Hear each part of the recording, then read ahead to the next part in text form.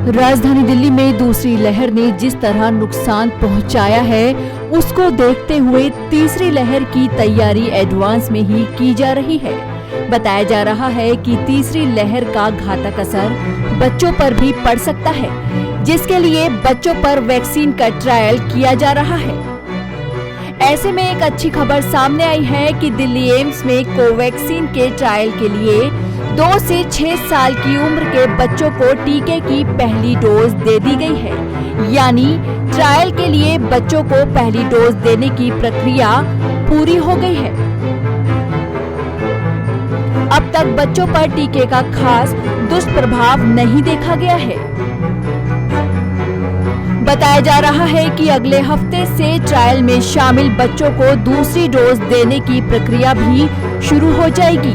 यानी इस महीने के अंत तक ट्रायल में शामिल सभी बच्चों को दूसरी डोज भी दे दी जाएगी और अगस्त के आखिर तक या फिर सितंबर के शुरुआत में अंतरिम रिपोर्ट आ जाएगी, जिससे साफ हो जाएगा कि ये टीका बच्चों के लिए कितना सुरक्षित है।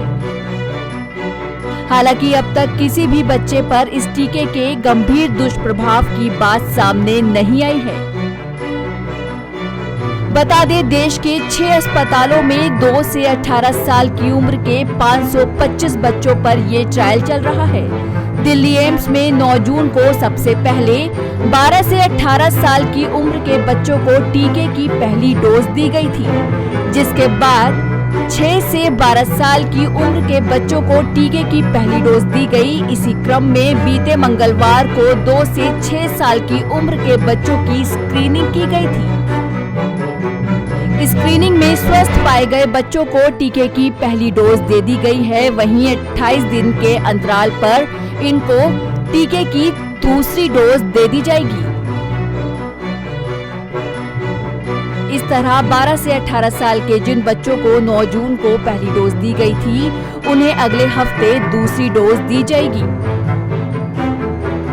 बता दें, देश भर में कोरोना रोधी टीके 18+ वालों को लगाए जा रहे हैं, लेकिन बच्चों के लिए अब तक कोई वैक्सीन नहीं आई है। ऐसे में कोरोना रोधी टीका कोवैक्सीन का बच्चों पर ट्रायल किया जा रहा है। इस ट्रायल में डॉक्टर्स के बच्चे भी शामिल हैं। Bureau report, Navodaya times, Delhi.